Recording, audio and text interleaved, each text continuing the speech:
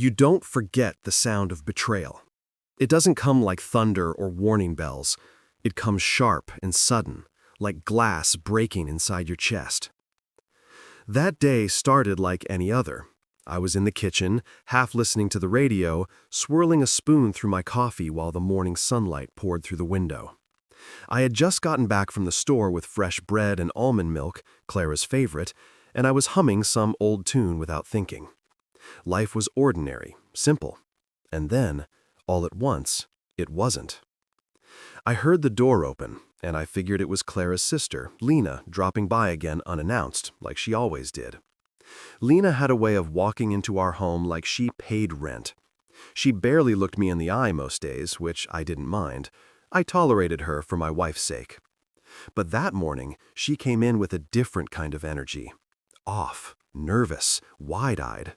And behind her was Clara, her face already pinched with tension, like she had just been told someone died. I turned around slowly, coffee cup still warm in my hand, ready to say good morning, but I didn't get the chance. Liam got me pregnant. 7 words, just like that. Lena's voice cracked when she said it, and she even added a tremble to her lip, like some badly rehearsed play. And I stood there, frozen. The air stopped moving. My mouth opened, but no sound came out. I didn't respond, not because I was guilty, but because my brain refused to register that this was happening in real life. What kind of joke was this? But Clara didn't ask me anything. She didn't look for truth in my eyes. She didn't even blink. Her face twisted in pure disgust, and without hesitation, crack! Her palm collided with my cheek so violently that my head snapped sideways, and the mug in my hand slipped, shattering on the tile floor. I didn't even bring my hand up to touch my face. I was too stunned. Not because it hurt, but because in 1 second, the woman I had built a life with, shared secrets with, whispered to in the dark, had turned into a stranger with fire in her eyes and poison in her mouth. "Clara," I croaked, finally finding my voice. "What the hell are you—" But before I could finish, her brothers stormed in like they had been waiting outside the door with their sleeves rolled up.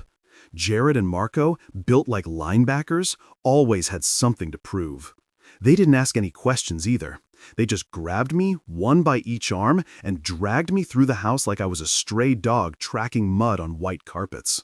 I was still barefoot, still wearing my old t-shirt, still trying to make sense of what the hell had just happened. "Get your hands off me," I muttered, but it came out too soft, too confused. They weren't listening anyway. Once we were outside, Jared punched me in the stomach without warning. Marco shoved me against the fence so hard that I saw stars. I didn't fight back. I don't know why. Maybe I should have. Maybe I should have yelled, called them liars, thrown punches of my own. But I didn't. Neighbors peeked from windows. Someone across the street started filming. I caught the glint of a phone camera just as Jared spat at my feet and shouted, "You sick freak."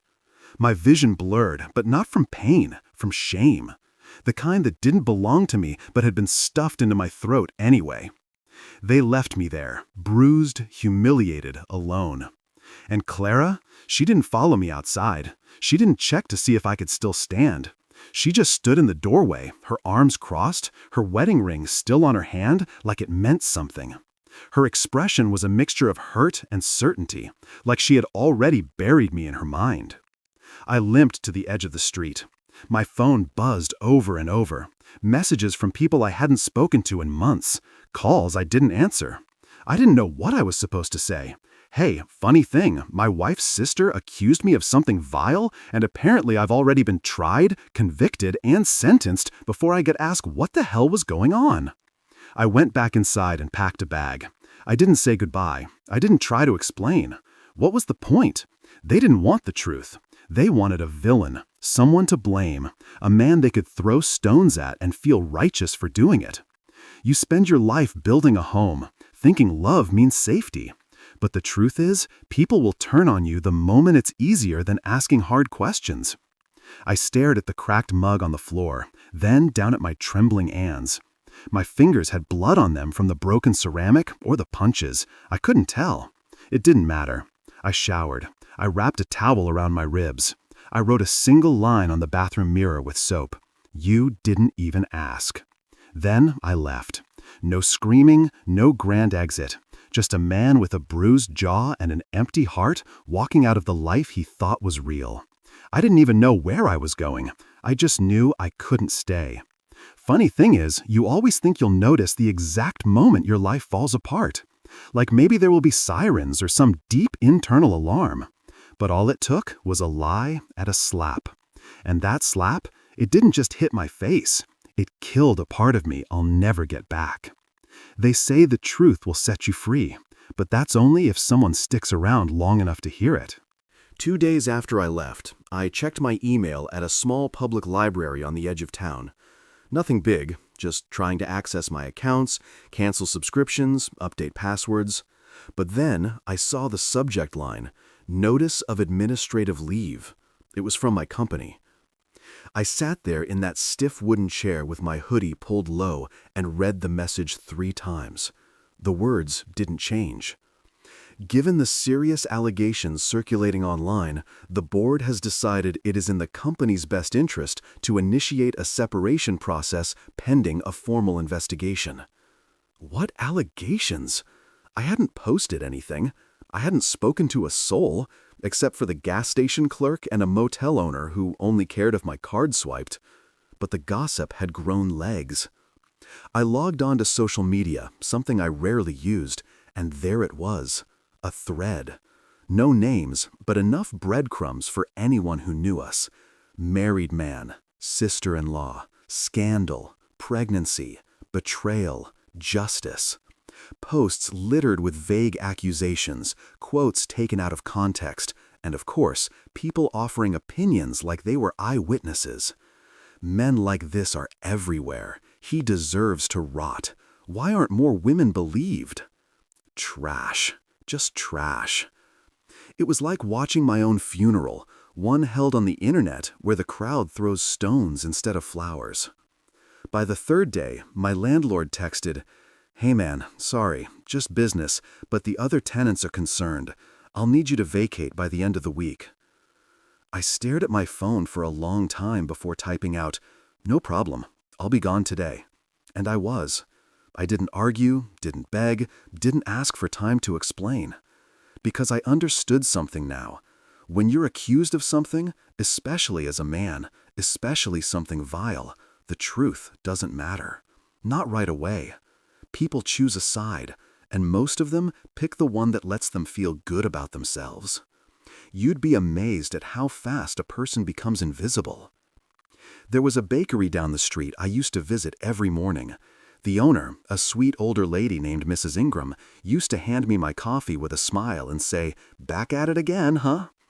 I walked in one morning, like always, only to see her freeze mid-pour. She looked at me, then down at the counter, then muttered, "We're closed today." There were 3 people sitting behind me. A woman at the corner table whispered, "That's him." I walked out without saying a word. By day 5, my phone was practically useless.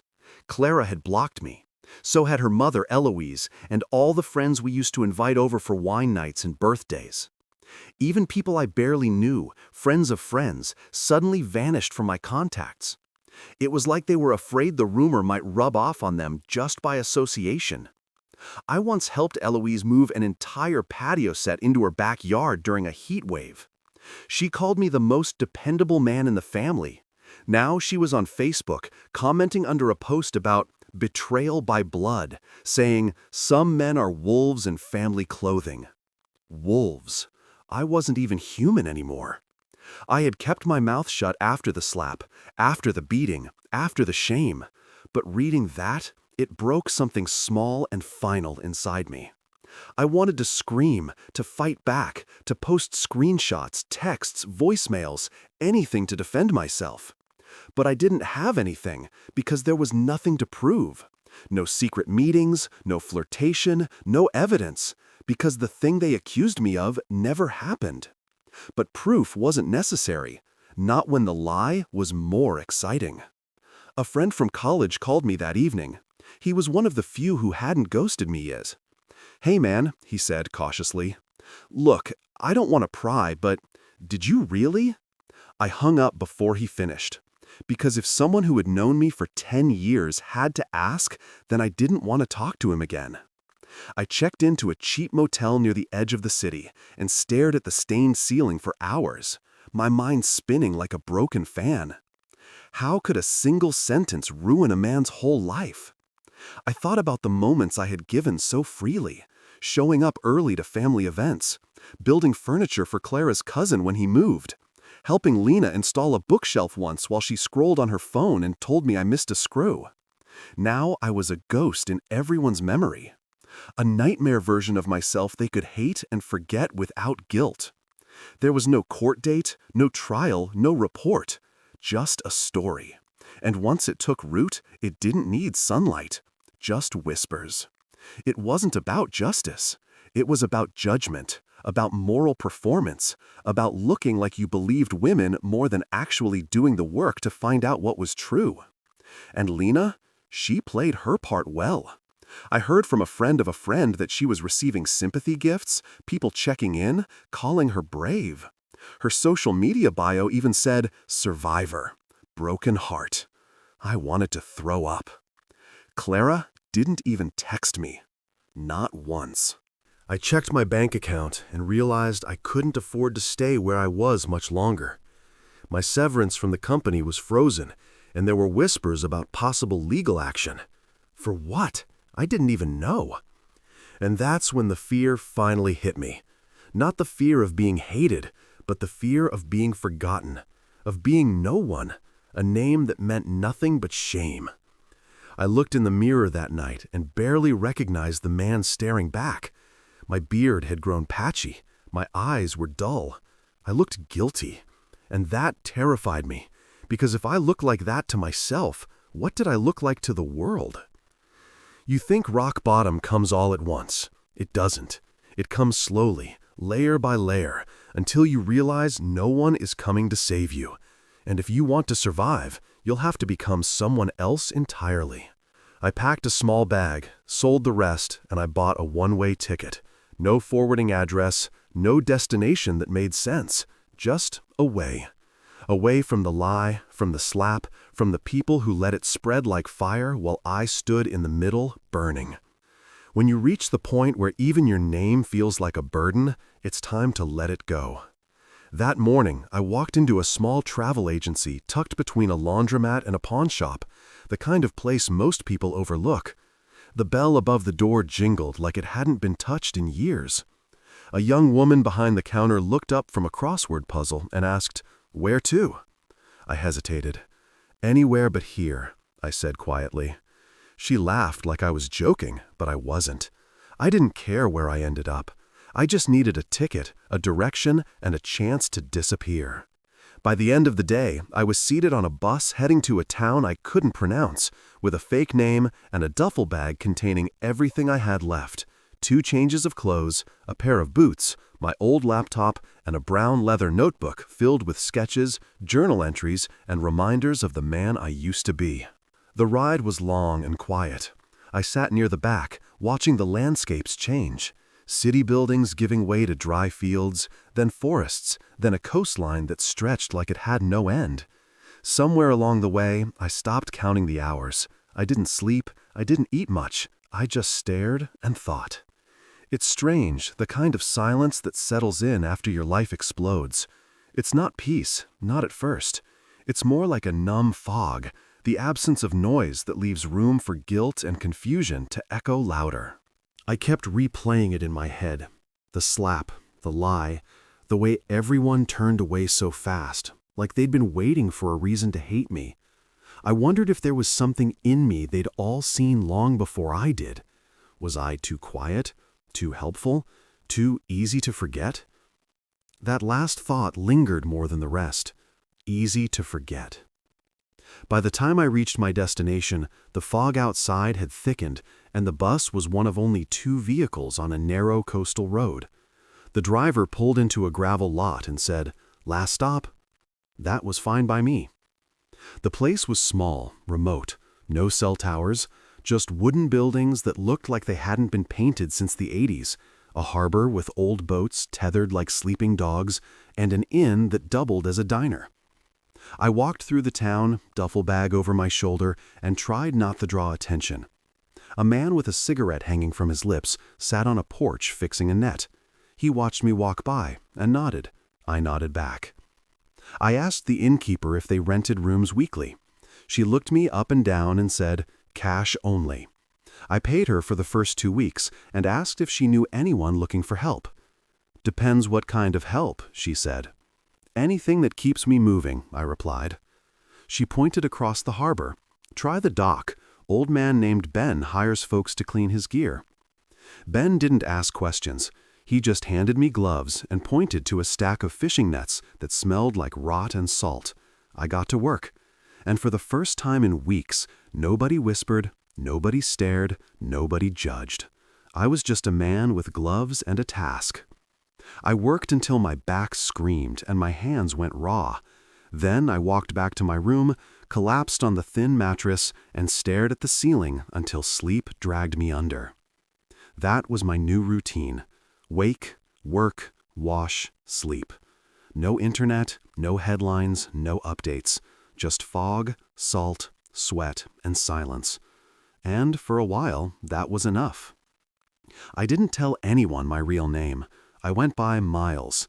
It felt cleaner, simpler, detached. I didn't bring up my past, and no one asked. Some nights I'd walk the shoreline, breathing in the cold air and letting the wind numb my face. Other nights I wrote in my notebook, not full entries, just fragments, a thought, a sentence, a single word. Sometimes I didn't want to remember.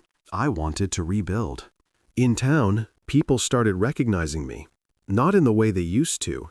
No pity, no whispers, just simple greetings. "Morning, Miles. You work in the West Dock today? You take coffee with sugar or cream?" They didn't want my story, just my presence, and that was new.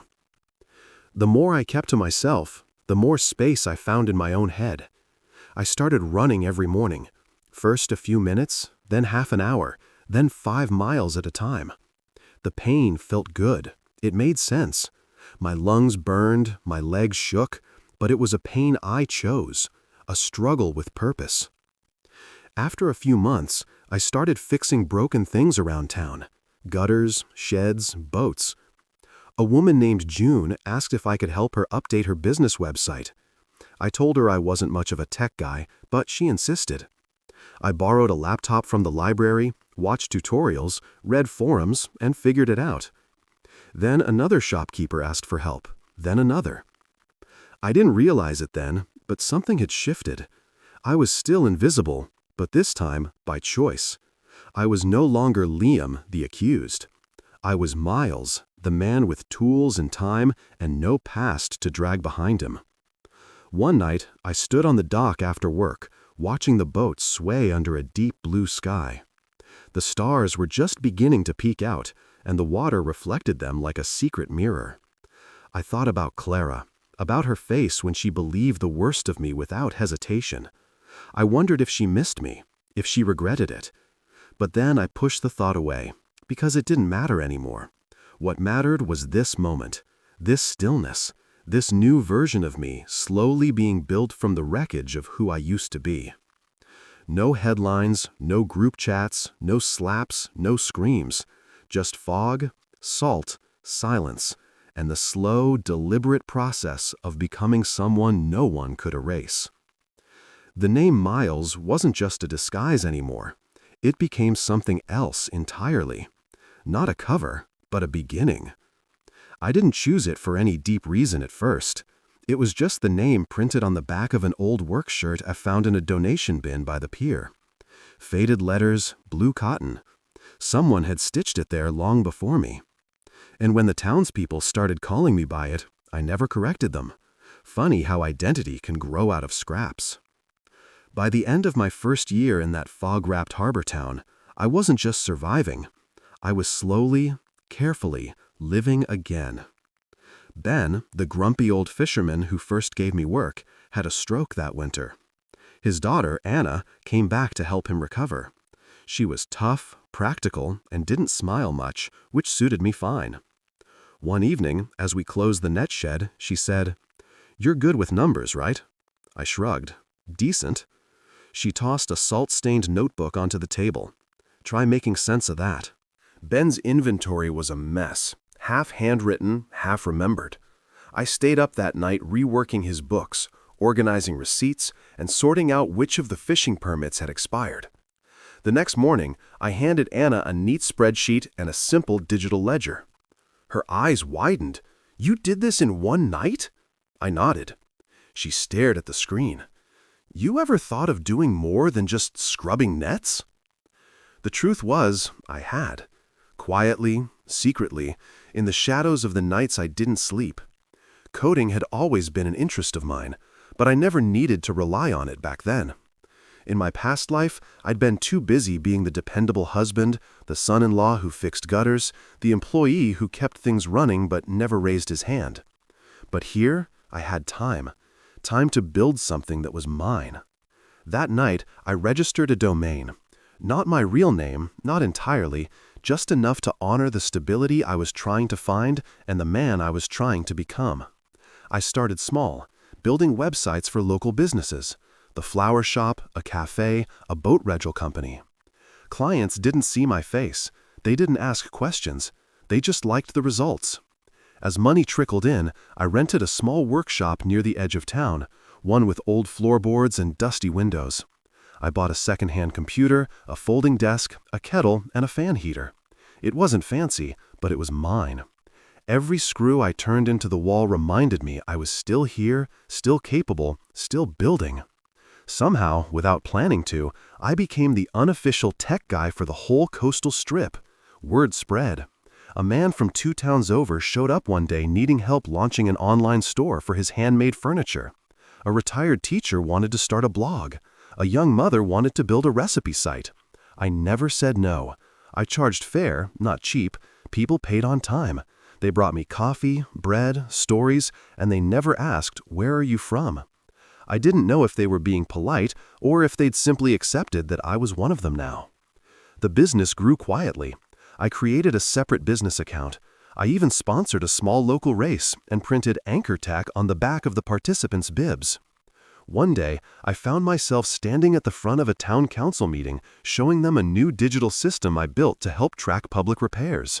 Me, Liam, formerly erased, now being applauded in a room full of strangers who knew nothing of the scandal that once buried me alive. I left that meeting and walked to the edge of the harbor, just as the sun dipped behind the cliffs. The water glowed like melted gold. I took off my shoes and stood in the sand, letting the tide touch my toes. And I cried, not out of sadness, but out of disbelief, because I had done what I thought was impossible. I built a version of myself no one could accuse, twist, or destroy.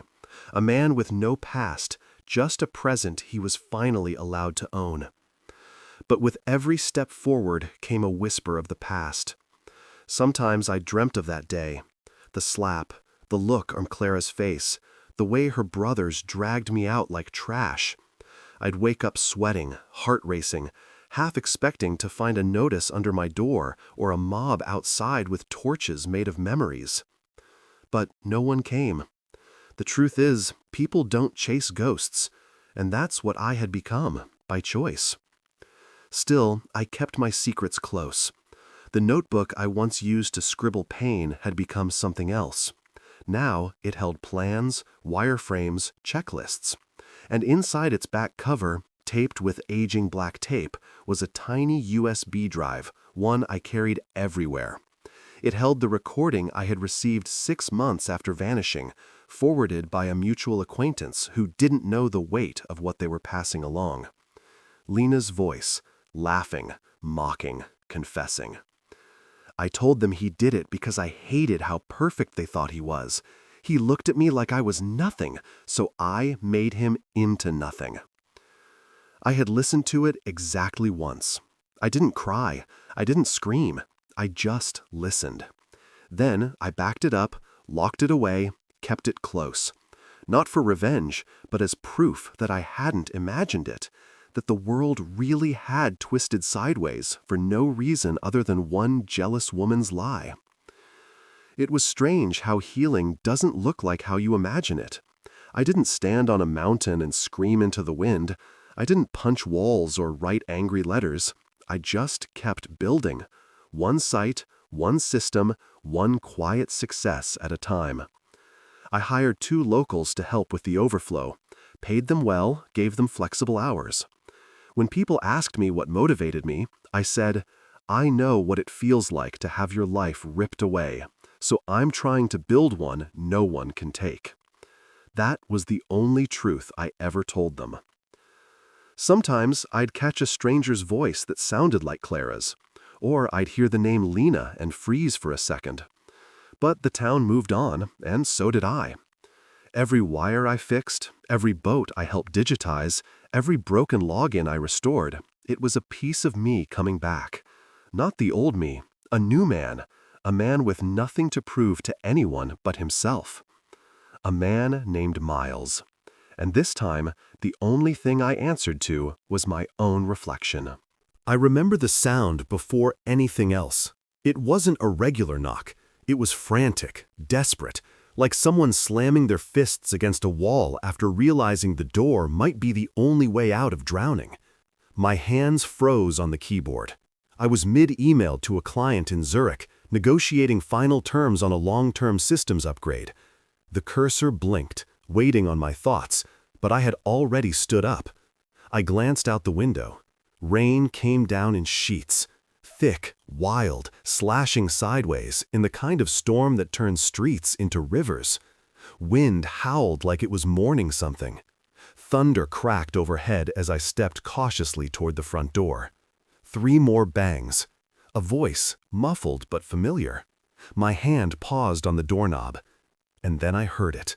The name I hadn't heard in over 3 years. Liam, please.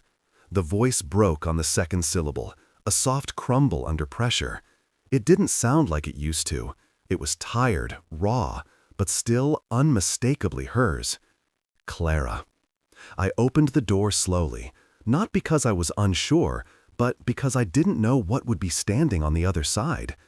I'd imagined this moment, truth be told, not often, but enough to recognize how much of my healing still hinged on the ghost of her walking through my past. She stood there, soaked through, hair plastered to her face, eyes wide with something between guilt and grief. Her arms were wrapped around herself like she was holding herself together from the inside out. "Please," she whispered, voice trembling, "I know you're in there." I didn't answer. I didn't move. We just stood there, staring at each other while the storm raged around us. I thought about how small she looked, how once I would have rushed to pull her inside, dry her hair, wrap her in a blanket. But that man, the one who used to protect her from everything, he wasn't home. She reached out, touched the doorframe like it might anchor her. "I've been looking for you," she said, "for years." I raised an eyebrow, not because I was surprised, but because I didn't trust anything that started with that sentence. I stepped aside.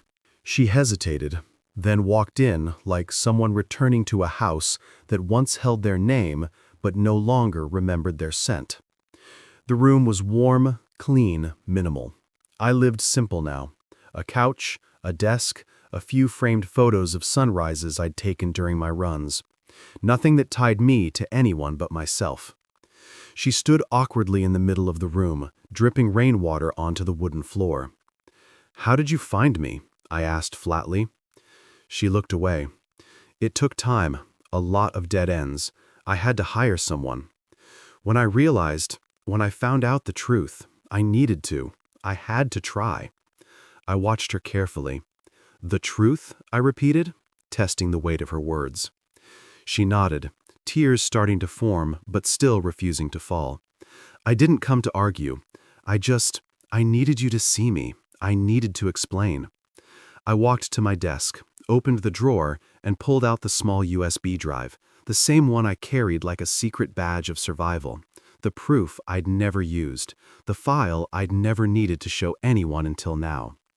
"I already know everything," I said quietly, handing her the drive. She stared at it like it might burn her.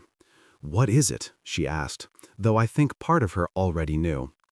"Take it. Go play it. If you still want to talk after that, come back tomorrow." She didn't move at first, didn't blink. Then she took it with trembling fingers and nodded. I walked back to the desk, sat down, returned my attention to the screen. And just like that, she was gone. I listened to the door close, to the sound of her shoes sloshing away in the rain, to the wind pressing against the windows like it wanted to get in too. Then silence. For hours I sat in that silence. I didn't check my phone, didn't look at the clock, just stared out the window as the storm faded into a soft drizzle. That night, I didn't sleep. I lay on the couch, staring at the ceiling, thinking about all the lives I'd lived in the years since that slap, since her brothers beat me bloody, since her silence became louder than the lie itself. What did she expect to find here? A man waiting? A heart that stayed soft? A soul that still had a welcome mat laid out? I didn't know. But I knew one thing. I wasn't her husband anymore.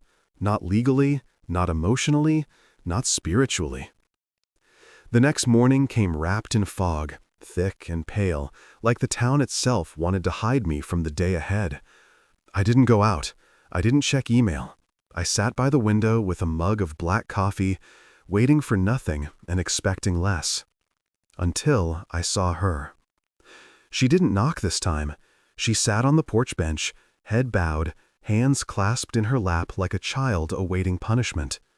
She looked up when she saw me. Her face was different. Something had shifted. The tears were gone, but so was the fight. Only the ache remained. I stepped outside. She stood. "I played it," she said. I nodded. She swallowed hard. "I destroyed you." I said nothing. "Liam, I didn't know.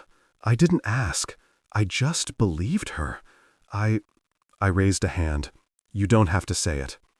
She blinked fast, like her body was trying to hold back the flood she hadn't earned the right to release. "Do you hate me?" she asked, voice cracking. I looked out over the sea. The waves were calm now. "No," I said. "Hate takes energy. I don't have anything left to give you." She collapsed to her knees. I didn't reach out, didn't move. I just walked past her. I had a client meeting in 20 minutes, one of the biggest contracts I'd ever landed, because life had moved on, and so had I. She came back again the next day. This time she didn't knock. She just stood across the road, watching the front of my workshop as if trying to gather the courage to step inside. I saw her through the blinds while I was updating a cybersecurity patch for a client's database. I kept typing, kept working, because her presence didn't unnerve me anymore. It didn't stir anything, not rage, not longing, just curiosity, like watching a storm pass over a mountain you've already climbed. When she finally stepped in, the bell above the door chimed softly. "You're busy," she said. "I'm always busy," I replied, not looking up. She stepped further in and closed the door behind her. The air smelled like ocean mist and rain-soaked fabric. She still wore the same coat from the day before, and her voice was smaller somehow, like the years away had drained her confidence along with the color from her cheeks. "I didn't sleep," she said quietly. I gave her nothing in return. No words, no sympathy. Just the sound of fingers on keys and the subtle hum of the office heater. She walked to the edge of my desk and waited until I looked up. "I need to say something," she said. I leaned back and gave her a single nod. "I didn't know she recorded it," she whispered, more to herself than to me. "Lena, I never thought she'd admit it." "But she did," I said. "Yes," Clara answered, the word catching in her throat. "I knew 2 years ago," I told her calmly. That made her blink. "What?" "I knew 2 years ago about the lie, about the recording, about everything. She stumbled a step back like I'd slapped her with the very silence she once weaponized against me. "But you never said anything." "No," I said, "I didn't." "Why?" she asked, genuinely stunned. "Because the truth wouldn't have changed what you did," I replied. "It wouldn't undo the slap. It wouldn't erase your brothers dragging me across the lawn like a criminal. It wouldn't fix the weeks I spent hiding from a world that spat on me over something I didn't do. So I stayed quiet. I wanted to see what mattered more to you, my silence or your guilt." She covered her mouth like she might be sick. "I could have come sooner if I had known." "But you didn't want to know," I cut in. "That's the part you keep skipping. You didn't ask. You didn't doubt. You didn't even flinch. You chose her over me before I could speak." She sat down in the chair across from me, shoulders hunched, face pale. She cried. "Liam," she said, "Lena cried, and she said you looked at her with hate, that you cornered her, that she didn't know how to say no." I narrowed my eyes. "And that was enough for you to decide I deserved to be ruined?" "I was scared," she snapped suddenly. "I didn't know what to believe. And the way she said it, she sounded so broken." "So did I said coldly. She opened her mouth, then closed it. Her eyes glistened, but no tears fell. "You didn't come back for the truth," I said. "You came back because you lost everything else." She flinched. It landed. I leaned forward, my voice even. "I know about your divorce. I know your family turned on you. I know your mother called it an old scandal and told you to get over it. I know Jared got exposed for that thing at the school and Marco's business folded. I know because I stayed quiet. And while I stayed quiet, the truth had time to grow legs of its own." Her mouth trembled, but she said nothing. "You didn't come back because of regret," I continued. "You came back because you needed something to feel clean again." "No," she said quietly. "That's not true." "It is," I said, "and that's okay. I'm not mad about it. I'm just not giving you what you came here for." She looked confused. "What do you think I came here for?" "Redemption," I said. "Closure, maybe even forgiveness." I paused, let the silence thicken between us. "But what you don't realize is, I forgave you a long time ago. Not for your sake, for mine. I had to, otherwise I wouldn't have survived. But forgiveness doesn't mean reunion. It doesn't mean welcome. It just means I stopped carrying your actions like they were mine." Clara's shoulders shook as she covered her face with her hands. For a moment, she just sat there and let herself break in front of me. No mascara, no crowd, no performance. Just a woman buried under the rubble of her own decisions. When she finally looked at me again, her voice was softer than I'd ever heard it. "Do you think we could ever fix this?" I tilted my head, not angry, just honest. "No," I said. She nodded slowly. "I understand," she whispered. "I deserve that. No one deserves to be lied about like I was," I said. "But people make mistakes. The problem is, you made yours and let me pay for it alone." We sat there for another minute. No more words, just breath and space, and all the invisible things that had lived between us for too long. She finally stood, straightened her coat. "I'll go now," she said. I nodded. "Take care of yourself." She opened the door and looked back one last time. "I hope you find happiness," she said. "I already have," I replied, and I meant it. She left. No begging, no more promises, no more twisted stories. Just the truth and silence, and the man who had survived both. I don't know how long she stood there on my porch the next day, but when I finally stepped outside, she was already sitting on the bench, back straight, hands clenched in her lap like a child waiting for judgment. She didn't look at me at first, just kept her eyes on the gravel path leading from my steps to the road. I stood there in the doorway, the morning air still cool from the night's mist. Birds chirped overhead. The town was just beginning to stir. Early joggers, a couple of dock workers shouting greetings across the water. But all I could hear was the silence between us.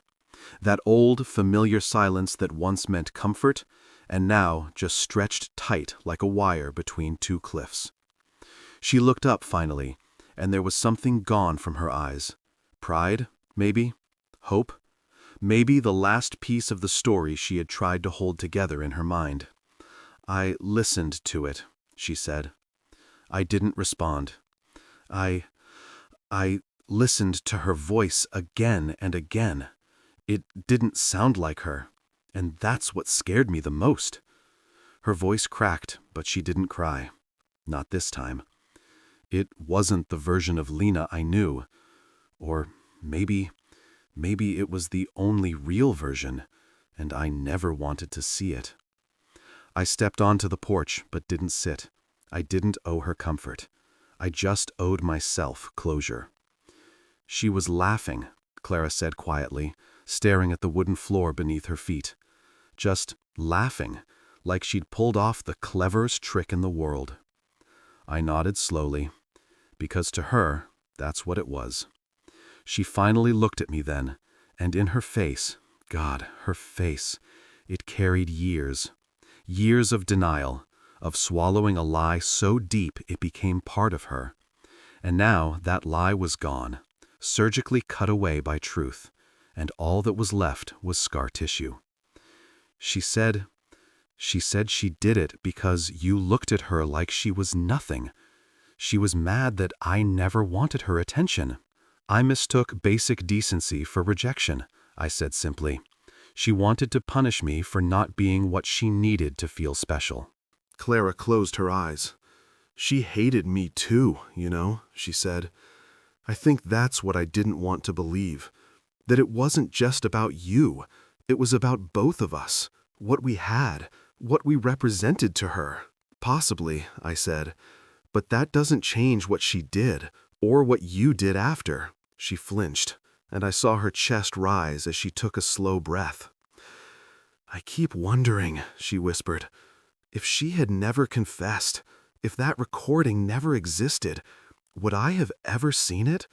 Would I have kept living with the version of you in my head that she painted, the one I helped make real?" That was the question, wasn't it?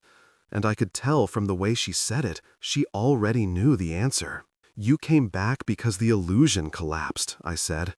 "Not because you were searching for the truth. You just didn't have anything left to hold on to." She didn't argue. "I remember," she said, her voice a little stronger now.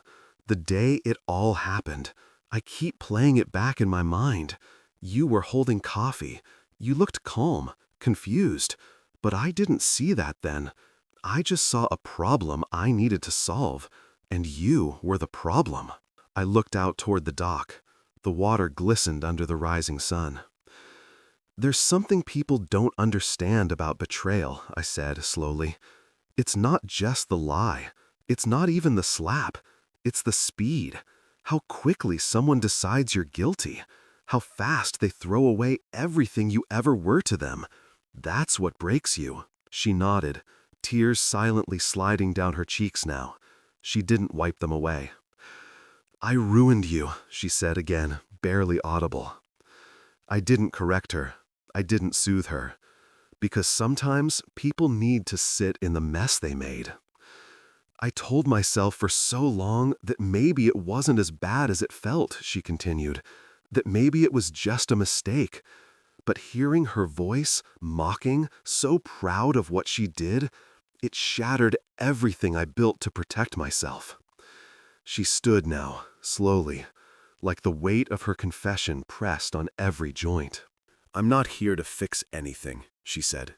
"I know that's not possible. I'm not here for your forgiveness either. I don't deserve it.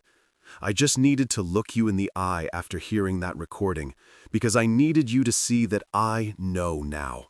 I looked at her, really looked. And what I saw wasn't the woman I used to love, not the wife who used to laugh at my bad cooking or sneak her cold feet under my legs at night. That woman died the same day the lie was born. This woman was a stranger who had walked through fire she set herself, and she came out burned. But maybe, finally, honest.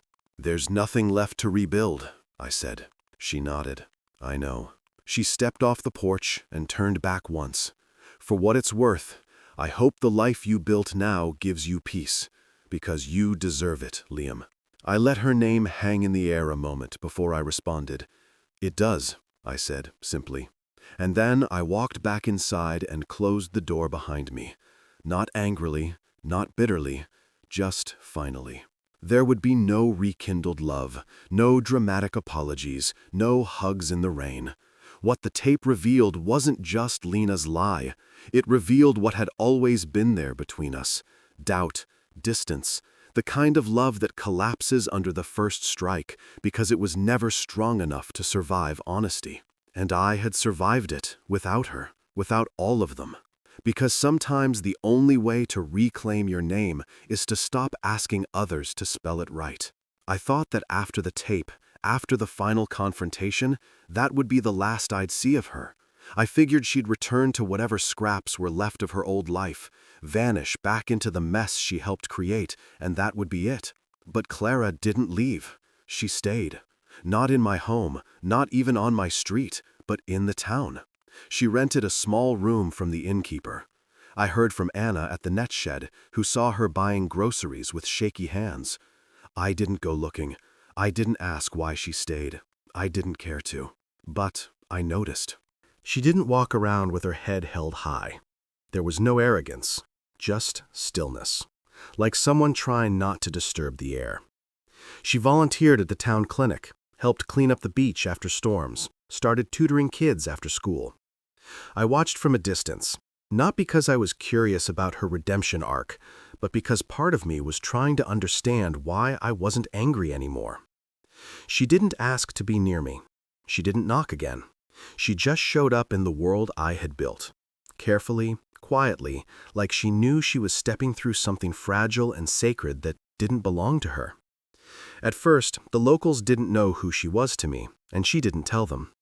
But small towns have long memories and even longer whispers. A few people connected the dots. A few came to me privately asking, "You all right with this?" I always gave the same answer. She's not mine to chase off. She's just here. They nodded, and that was that. One afternoon, I saw her at the farmer's market. She was holding a bag of apples, laughing softly with one of the older women who sold honey. The sun caught her hair, and for a second, the memory of who she used to be flickered in my mind. Then it passed. She saw me, and instead of waving or smiling, she just nodded. I nodded back. That was the new language between us. No words, no open wounds, just acknowledgement. Like two travelers who once shared a path but now moved in opposite directions. Weeks passed, then months. She became part of the town in the same way I had, by earning it. Not asking for anything, just doing the work. People asked less about her and more about my business again. Clients grew. I hired a third developer, bought better equipment. I even started giving talks at the local college about digital identity and online resilience. I never spoke about my past, but every word I shared came from it. And yet, in the quiet of my evenings, I couldn't shake the ache of one question. Would she have come if Lena had never confessed? The answer always sat like a stone in my stomach. No, she wouldn't have. Her return wasn't born from faith. It was born from fallout. And forgiveness, as people love to preach, doesn't fix that. I could forgive her for being human, for being gullible, for making a choice under pressure.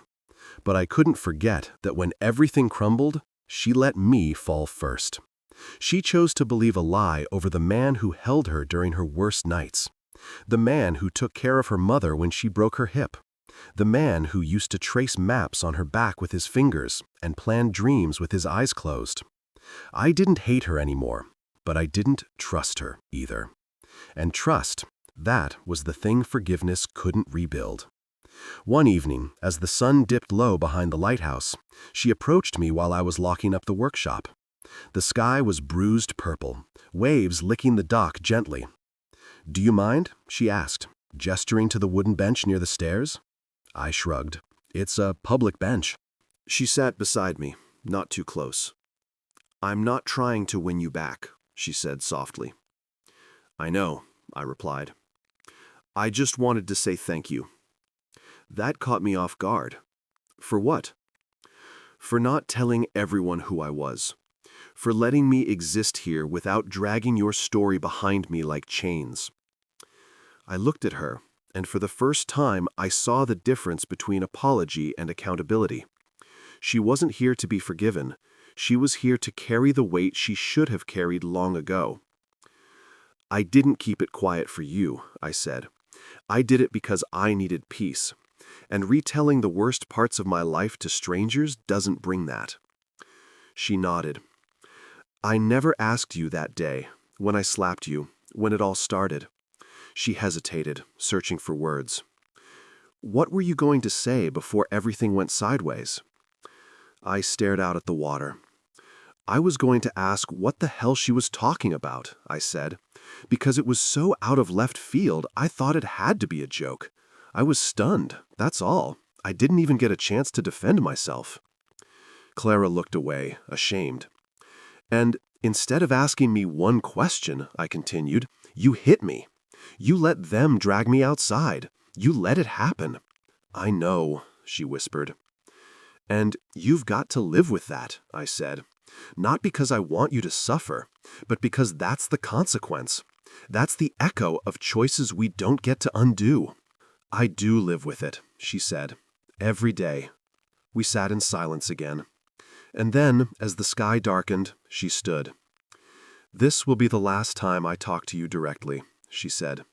I needed to say those things, but I'll respect the space you've created. I won't interfere. I nodded. And as she turned to walk away, I said one last thing. You're doing good work at the clinic. She stopped, turned slightly, and smiled. Thank you. Then she walked into the evening haze and didn't look back. And I sat on the bench, listening to the wind, the tide, the creak of the dock. I thought about everything we'd been through. The lies, the fall, the return. And I realized something important. Closure doesn't come with grand apologies or neatly tied endings. It comes in pieces. In nods across markets, in shared silence, in distance maintained not from anger, but from knowing better. Forgiveness can clear the air, but it doesn't rebuild bridges. And sometimes, peace is just knowing you don't have to try anymore. I never wanted revenge, not really. It's a messy word, bloated with bitterness, dripping with energy I no longer had to give. I didn't want to destroy anyone. I didn't want to make them hurt the way I had. I just wanted the truth to live. So, I let it. It started on a quiet Tuesday afternoon. The fog had rolled in thick over the docks, swallowing the horizon in a soft gray hush. I was at my desk, sipping lukewarm coffee, scrolling through a forum on small business cybersecurity, when I saw a trending story on one of the discussion boards. False accusation ruins man's life until truth surfaces. I clicked it out of habit, but what I saw wasn't a coincidence. It was my story, posted anonymously. No names, no photos, just details, frighteningly accurate ones, about a man accused by his sister-in-law of getting her pregnant, betrayed by his wife and family, beaten, fired, ostracized, only to vanish, start again, and later discover the entire accusation was a lie. And, attached at the bottom, an audio file. Lena's voice, her smug confession. I told them he did it because I hated how perfect they thought he was. He looked at me like I was nothing, so I made him into nothing. Word for word, the same file I had tucked away for over 2 years. I didn't upload it, but I knew who did. Clara. She must have copied it after I gave her the original. Maybe it was her version of setting things right. Or maybe she couldn't carry the weight alone anymore. Either way, the internet had it now, and there was no putting it back in the box. Within hours, the story spread. Blogs picked it up, forums dissected it, people debated in the comments whether it was real or fake. But it didn't matter. The voice was real. The confession was real. And soon, people started connecting dots. It didn't take long. The whispers returned, but this time not around me. This time they wrapped around the people who once buried me. Lena's job at a mid-sized PR firm, gone. Their CEO issued a public statement. We do not tolerate any behavior that undermines the dignity of others. She vanished from social media within a week. Jared, Clara's brother and former high school football coach, resigned after an anonymous complaint referenced past involvement in physical violence based on unproven accusations. Someone leaked the video of him dragging me outside by my collar. It resurfaced like a curse. Their mother, Eloise, sat on the board of a local charity that supported women's shelters. When the board found out about her public comments, "Some men are wolves in family clothing," made before any investigation, she was asked to step down. They never saw a courtroom, but they faced a judgment far worse, the court of public truth. No lawyers, no gavels, just reflection in the mirror of a world that had moved on without them and didn't want them back. And me, I stayed quiet. I didn't confirm, didn't deny. I didn't gloat or add fuel. I just kept living, kept working, kept building the life they thought they could ruin. People in town began approaching me differently, not out of pity, but with respect. I read something online, one man said at the marina. Didn't mention names, but if it's even half true, I'm sorry for what you went through. I nodded. That was all I needed. Another woman at the cafe placed a croissant and coffee on my table and said, "On the house." Life didn't change drastically, but it felt lighter, like I was walking with the wind at my back instead of against it. Clara didn't speak to me during this time, but I saw her. She kept her head down, kept working at the clinic, kept living quietly. I could only imagine what it felt like for her to watch her family unravel under the weight of the truth they once ignored. She had set the fire, but she hadn't walked away. She stood in the ashes, let the smoke sting her eyes, and didn't ask for sympathy. In some small, silent way, I respected that. One morning, I received a letter in the mail. No return address, no handwriting. Just typed words on clean white paper. You didn't have to do it that way, but you did. You let the truth breathe instead of turning it into a weapon. I don't deserve your kindness, but thank you for not destroying us when you had every right to. I see that now. I folded the paper and placed it in a drawer with the others. Not because I needed to read it again, but because I wanted to remember that sometimes justice doesn't come with fire. Sometimes it comes with quiet, undeniable truth. And sometimes that's enough. People often think justice is loud, that it needs a stage, a verdict, an audience on their feet. But what I learned in those weeks was this: justice can be a whisper, a post online, a recording set free, a simple nod from someone who once doubted you. Justice doesn't always punish. Sometimes it just reveals. And once revealed, people can no longer look away. They have to live with what they see. That's what happened to Lena, to Eloise, to Jared. They weren't jailed, they weren't fined, but the world saw them. The truth saw them, and more importantly, they saw themselves. One evening, just before closing time, a teenager walked into my workshop. Looked about 17, nervous, shifting on his feet. "You the guy who built the Truth blog?" he asked. I frowned. "What?" He stammered. "That story online, about the lie and how the guy disappeared but came back stronger? That's you, right?" I didn't answer, but I didn't need to. He nodded slowly. "I just wanted to say that story helped me a lot. I almost gave up on myself this year. People thought I did something I didn't do. I started to believe it too."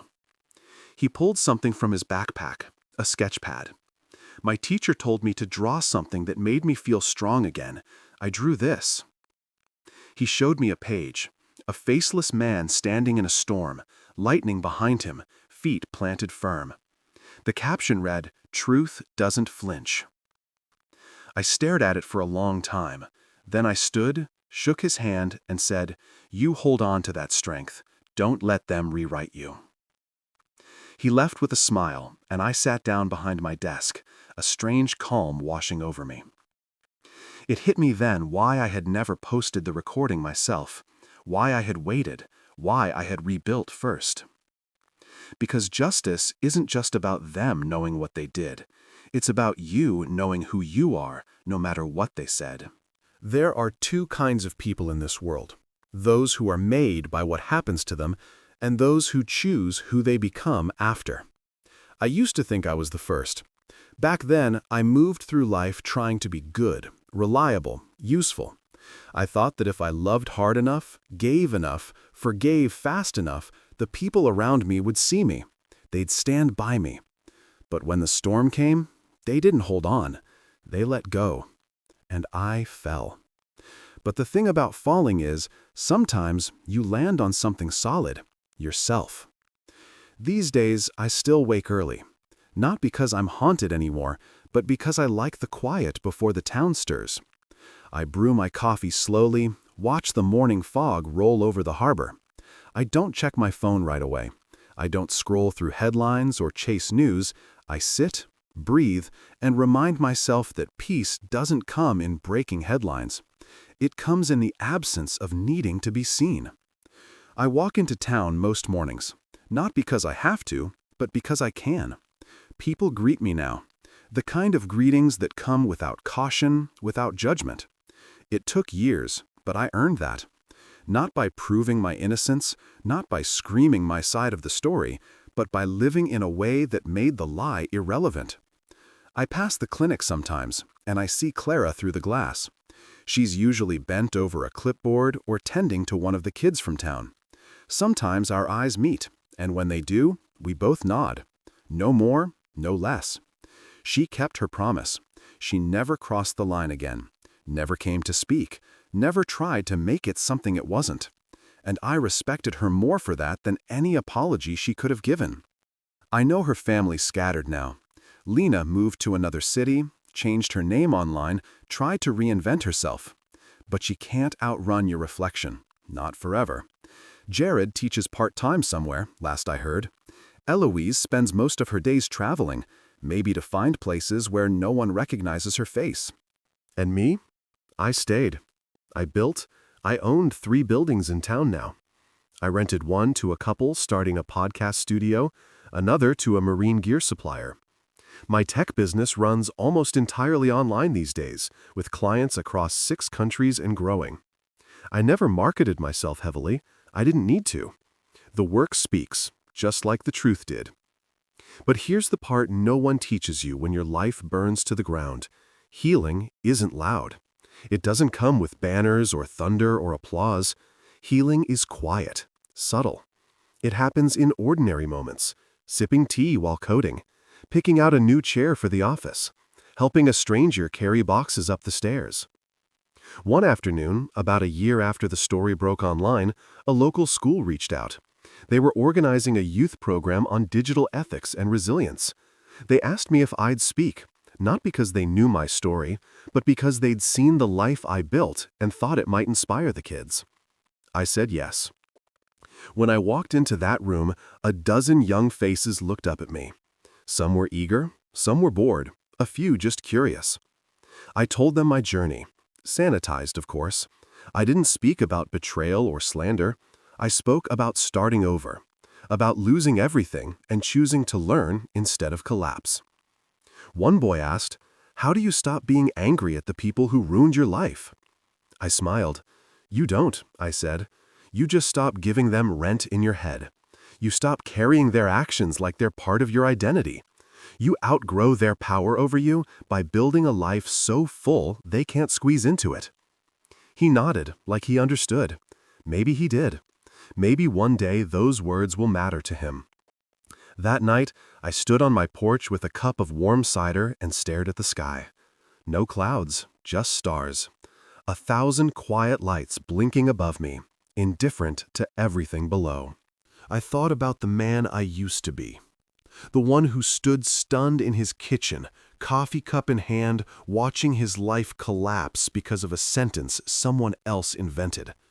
I didn't recognize him anymore. He was too soft, too eager to please, too ready to believe love was something owed rather than something earned.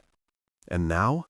Now I am deliberate with my time, with my trust, with my silence. Clara once asked me, months ago, before she finally let go completely, "Do you think we could ever find a way back?" I didn't answer then, I just looked at her. But if she asked me now, I'd say this: that man you were married to, he's gone. He died the moment you slapped him without asking a single question. The man who stands here now, he doesn't belong to your story anymore.